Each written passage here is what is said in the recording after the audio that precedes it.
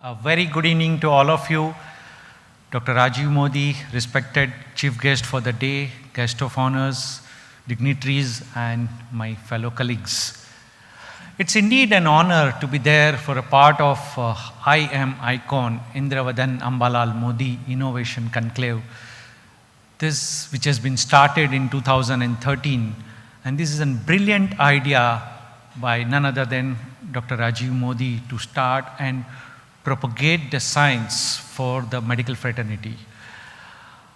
Friends, most of you have heard about late Sri Indravadan Modi, and I had the opportunity to interact with him for many years. When Polycap was launched, we had a lot of meetings and all, and he was being felicitated by IMA Mumbai West chapter. And when he was coming to Mumbai, I called him and said, we kept another meeting for National Society for Prevention of Heart Disease and Rehabilitation. So he had a back-to-back 2 meetings, and then he was being felicitated at IMA. And in the evening when he was departing, I said, sir, I'm sure you must be very tired, because at that time he was 84 years. So I said, sir, I can imagine your stamina, and I just appreciate that. He said, what 84? I'm just 24 with 60 years of experience. And that looked me, that what I'm talking about. He himself is feeling 24 years young with additional 60 years of experience, and we are talking of he had a lot of enthusiasm, and that was his passion for innovation, science, technology, what we had seen. And the best part I can see is the legacy continues, is none other than Dr. Rajiv Modi being a part of it. And I must share with all of you, after this even also, whenever we have this meeting, which is ongoing trials for Polycap, we have a tips 3, which is ongoing. Sir is always being a part of it, attending whenever Dr. Salim Yusuf is coming, and he is attending those meetings in Bangalore. So I must appreciate, in spite of his busy schedule as the capacity of chairman, managing director of such a wonderful company, he still is able to attend. That shows the passion for the science and innovation. Now, coming to this innovation in this IAMICON, we have this first session on cardiology, that is on cardiovascular risk factors, challenges and solutions.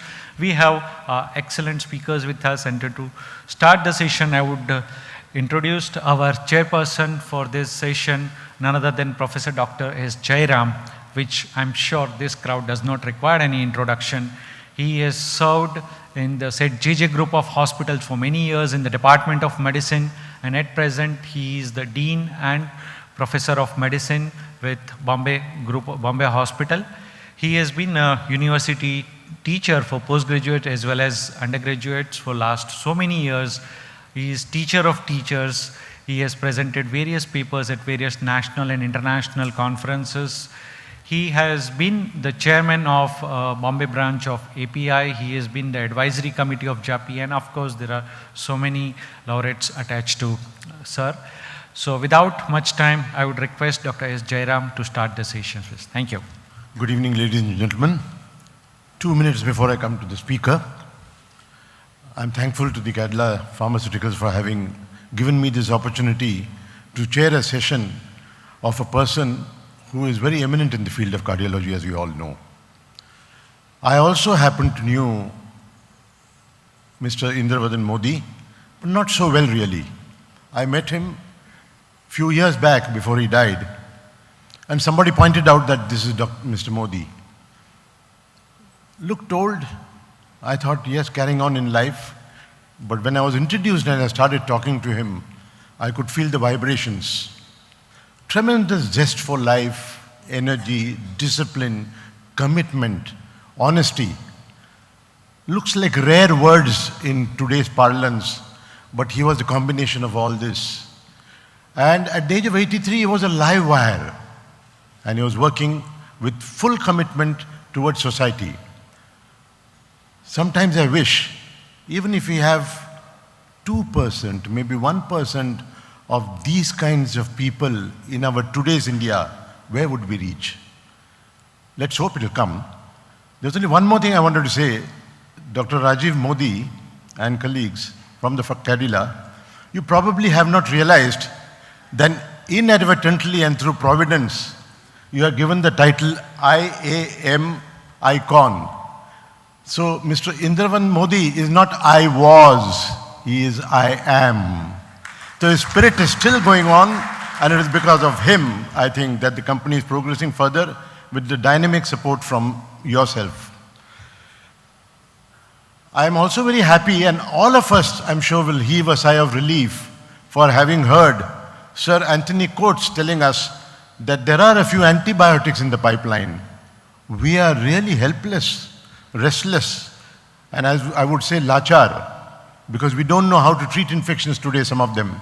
So we are hoping that what doctor said would come true, and we would have something more powerful in our armamentarium to treat infections. We come to the cardiology session now, and I have great pleasure in introducing Dr. Jamshed J. Dalal. He is one person whom I know of much, much more than I know him personally, or he knows me personally. He is now presently the Director, Cardiac Sciences, Kokilaben Hospital. He is a rare person in terms of his degrees. He has a triple doctorate, doctor in medicine, doctor in cardiology, and a PhD in cardiology, which I think is not very easy to obtain. He has had more than 3,000 cardiac cath procedures which he has done in Kokilaben Hospital. He first did his angiography in UK in 1978. He's been teaching doctors both in India and China, and I dare say he's been slightly partial to the Chinese doctors because they appear to be doing better than the Indians. He was chief cardiologist in Holy Family Hospital. He set up the ICU there, and then he was associated with Hinduja for a long time. This is his biodata, much more than I can read. I don't want to spend too much time. But what I want to tell you, ladies and gentlemen, is this probably has value, but what has value is the personal esteem and reputation which a person carries, which can be perceived by the impression that his colleagues and people have about him. So I'm going to quickly give 3 examples why I consider Dr. Dalal as a man of tremendous reputation and esteem. About 25 years back, when I was sitting with Dr. Farooq Udwadia and we were just discussing, I told him, you are one of the most flamboyant doctors in the field of medicine, and you're a doyen, and you virtually know everything in this field. He said, no, medicine is okay, chest is okay. But nowadays, cardiology is coming up. I'm not okay there. But I can tell you a gentleman called Dr. Jamshed Dalal, who is very good in the field of cardiology. And I refer most of my cases to him. And this is exactly what he told me, coming as it were from a person of the status and eminence of Dr. Farooq Udwadia. It speaks volumes of Dr. Jamshed Dalal. The second point I wanted to mention is, easily one of the most important personalities in our country, and certainly so in Maharashtra, Mr. Balasaheb Thackeray, was being treated by him till his very end. Millions of people want to touch the heart of Balasaheb Thackeray, go close to him. But this gentleman was invited not only to touch his heart, but mend his heart. And he kept him going despite severe cardiac ailment. That speaks volumes again. And the last example I would like to give is, when Kokilaben Hospital came, people said, how is it going to be? Is it going to be a good hospital? How good will it be? And then discussing who is joining the hospital? Who are the other persons who will go there? And invariably one name came out. You know, Dr. Jamshed Dalal has joined Kokilaben Hospital as a cardiologist. So, sir, this is what we have heard about you and this is what we know about you. It is indeed a proud pleasure and privilege for me to introduce you. And now I invite you to give us your talk. Ladies and gentlemen, Dr. Jairam, thank you. I have never been introduced so profusely, almost embarrassed hearing such things about myself.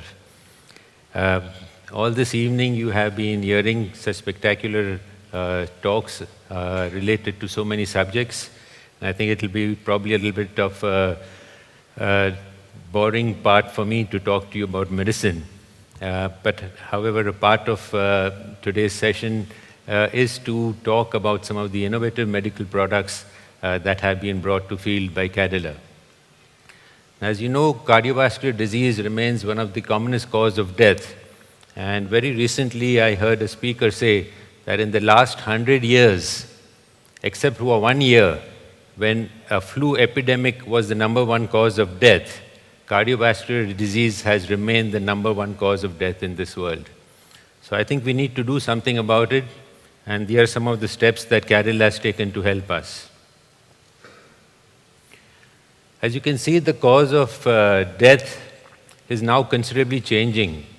You can see from the communicable diseases which were prevalent so far before, we now have more diseases related to non-communicable diseases. And of all these, one would have thought that cancer would be high up on the list, but it's not.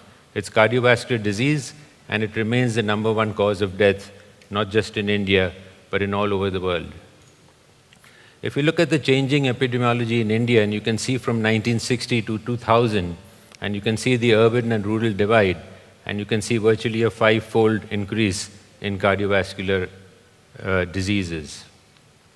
Now, the number of factors which produce cardiovascular problems, it could be urbanization, the stress, improved life expectancy. Certainly, I think it's not just that cardiovascular disease has increased, they're increasingly being identified. The improved life expectancy is certainly one of the reasons why there's such a vast abundance of cardiovascular disease. Reduced physical activities, changing dietary patterns, certainly all of these have contributed. So there's no single one factor which we can say is responsible. And cardiovascular disease is usually a cluster of risk factors. It's not just one factor, it's the association of obesity, hypertension, cholesterol, smoking, and all these factors together result in increased cardiovascular disease. Though we have a large number of medicines to treat a large number of cardiovascular problems and risk factors, the unfortunate problem is that the vast majority, in fact more than 50% of people having a disease, whether it is diabetes or hypertension, the two most common factors responsible for cardiovascular disease are not even identified. That means they're not even diagnosed in patients suffering from them. And even more upsetting is the fact that even when these diagnoses are made, more than 50% are not adequately treated. So there's something grossly wrong with both the physicians and the patients for not identifying the problems, and once having identified the problems, not having treated them. There are so many guidelines. Each country comes out with its own guidelines. Every year there is a guideline. So why is it that we do not follow these guidelines? Now, if you look at this simple study, and if you look at the red figure, which is Europe, 12 European nations, and you ask the doctors about do they follow the guidelines that their own country has formulated. And as you can see from there, that even in Europe, about 55% only follow the European guidelines, and they don't follow any other guidelines at all. And some of the reasons that you can see on the last line is non-applicable for their patients, unrealistic, too confusing, no time to follow these guidelines. So I think doctors clearly at fault in not following the guidelines, and therefore leaving about 50 to 60% of the patients improperly treated.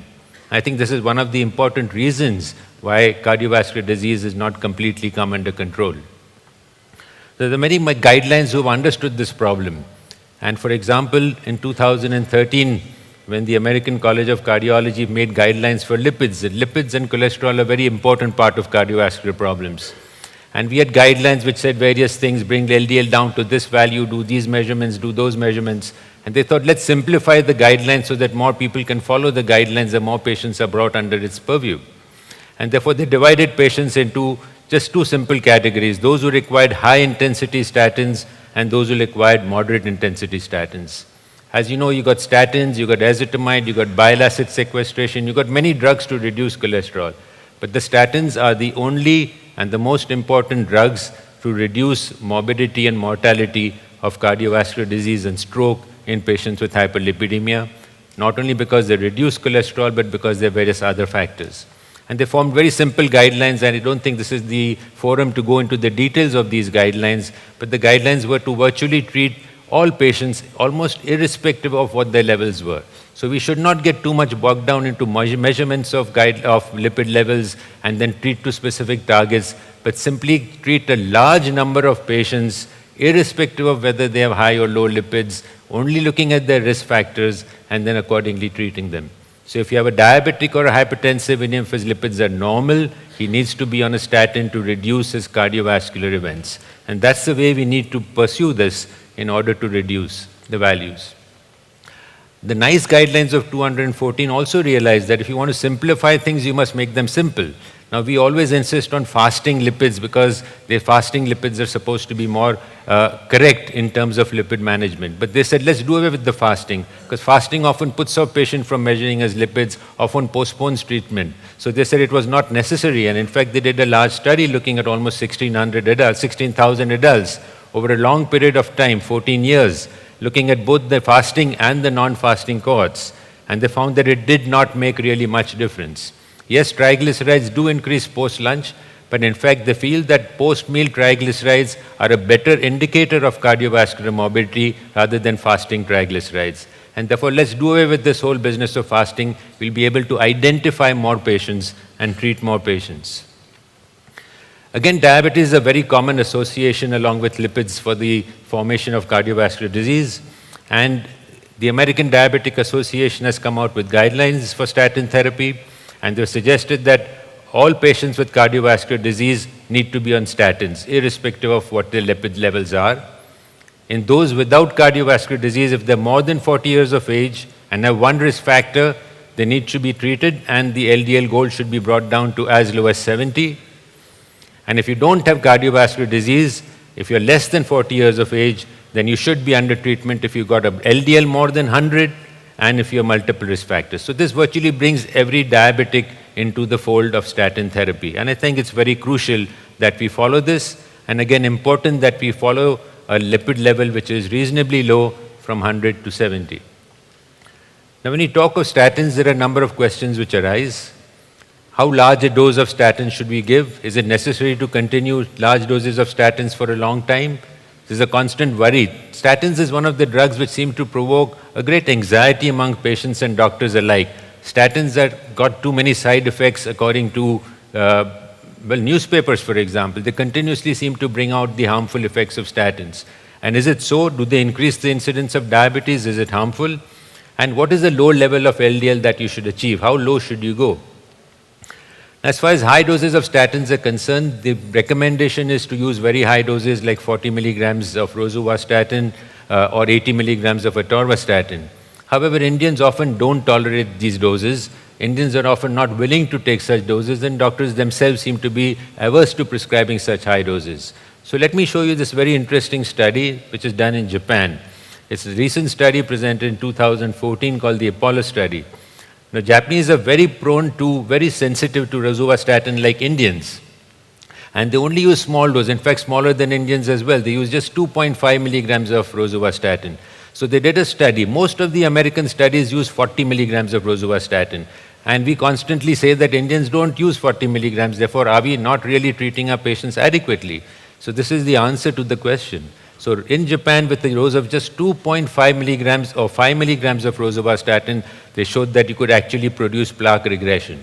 So it's not necessary that you must push your patients to too much dose that they cannot tolerate, but even a minimal dose would be sufficient to reduce plaque burden and to reduce future cardiovascular events. As far as diabetes is concerned, we know that statins increase the diabetic value and they produce some increased incidence of diabetes. But it's clearly been shown that the beneficial effect of statins counteract that marginally increased sugar. Here's an interesting it's an online study by Neeson, who does a lot of work on this. And he looked at the effect of statins on patients who were or were not on statins on microvascular diseases like diabetic retinopathy, diabetic nephropathy, etc. And he found that the use of statins before the diagnosis of incident diabetes was not associated with increase of microvascular disease. So really we need not worry at all about the evidence of statins and diabetes. The question often asked is how low is too low, because it never seems to end. It goes 60, 40 LDL. As you know, LDL is the one that we target. Now there are usually when we were asked this question in the past, we would say that low LDL is not a problem. There are many animals with low LDL of 20. Children, when they're born, have LDLs of 20, but that's not really the same. What happens with an adult who's an LDL of 20? Let me give you two examples. In patients who have a defective PCSK9 gene, which is a gene, and I don't want to go into details of that, new therapies are coming out which are called PCSK inhibitors, which are going to revolutionize the treatment of lipids. And these people with deficiencies of these enzymes have actually LDLs in the range of 20 milligrams, and they have a 80% reduction of cardiovascular disease. And they're very healthy, completely normal, no brain damage, etc. And therefore, it is quite possible to be an adult, absolutely perfectly normal with an LDL of 20, and more so to have an 80% reduction of cardiovascular disease. So to this extent, it answers the question of how low LDL should go. Very, very recently, this is a New England Journal 2014 article. There's also an enzyme called NPC1L1, and a mutation of this produces the same thing. These patients had LDL cholesterols of 12 milligrams, and they had a 53% reduction of coronary artery disease. And therefore, a reduction of LDL as low as 10 to 20 can be associated with a very good quality of life with a reduced cardiovascular disease.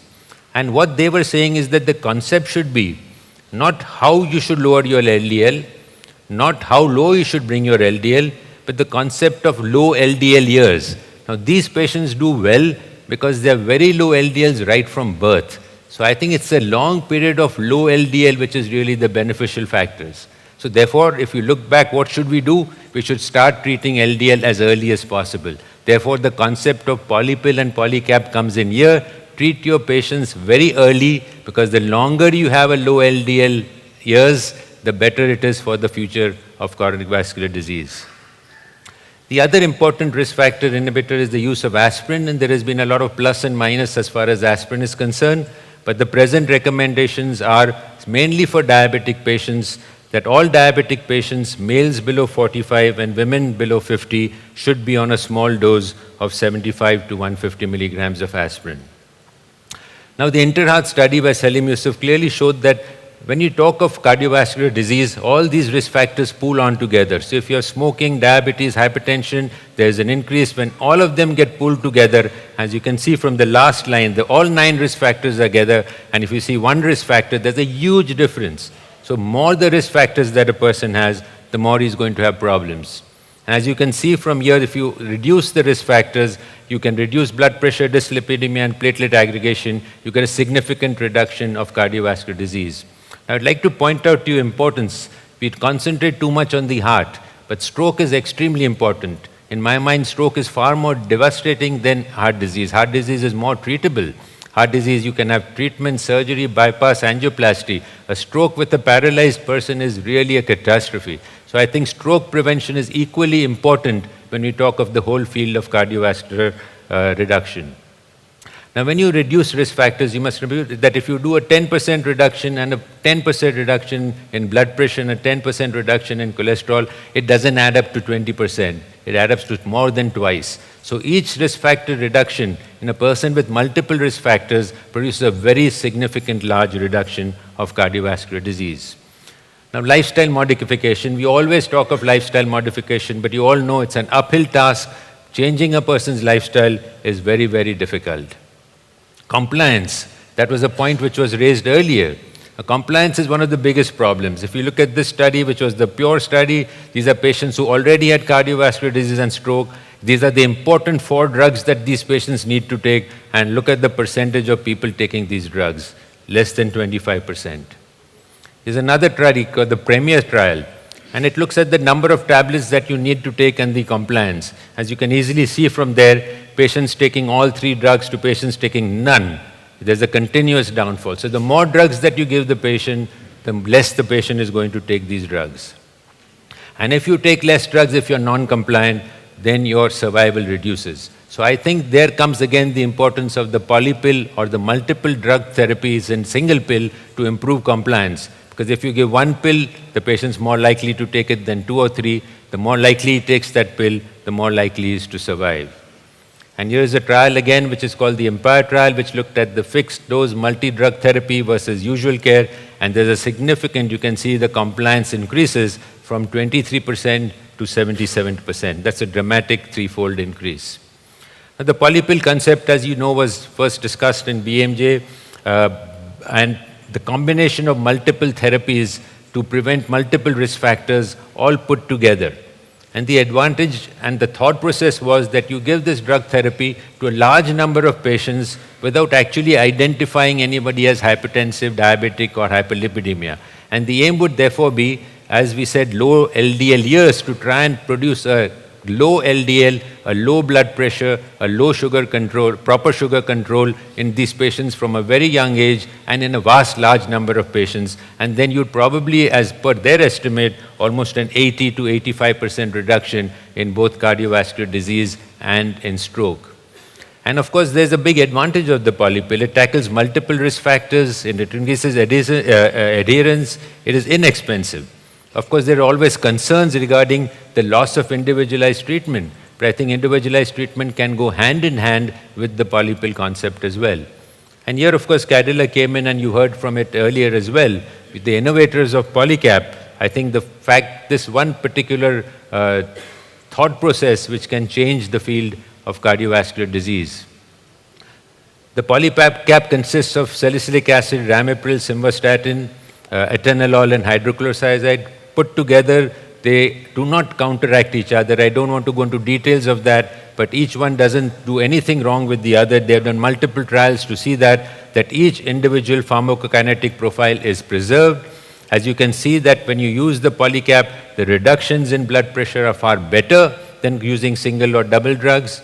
And if you look at the effects on the LDL, the upper part, and the platelet aggregation and below, you can see that Polycap conserved the LDL reduction and the platelet activity. So nothing was lost by combining this whole group of 5 drugs together as if going single drugs alone. When they did the first trial, which is the TIPS 1, with the doses that I mentioned, they thought, why not we increase the dose and the patients would benefit even more? And they did a very simple concept. Instead of giving 1 Polycap, give 2 Polycaps. So you double the dose of virtually everything. There are certain good things about it and certain bad things about it. As you can see, the good things out here, the reduction of blood pressure is even better. You can see the reduction of LDL cholesterol is even better in TIPS 2. And you can see the projected risk of both cardiovascular disease and stroke is much better. So certainly you can double the dose with much better effect. The only negative thing that seemed to come out of that was patients had more GI upset, probably because doubling of the dose of aspirin from 100 to 200 milligrams. So you could certainly have a double dose Polycap with not increase of aspirin. That's certainly possible. So you could adjust the dose depending on the trials that you've seen to have a very good. The advantage of that is multifold. You could choose 2 groups of dosages from the same tablet as well. So the Polycap concept would be a significant CV risk reduction, and improved adherence and compliance, reduced side effects, and of course, cost savings.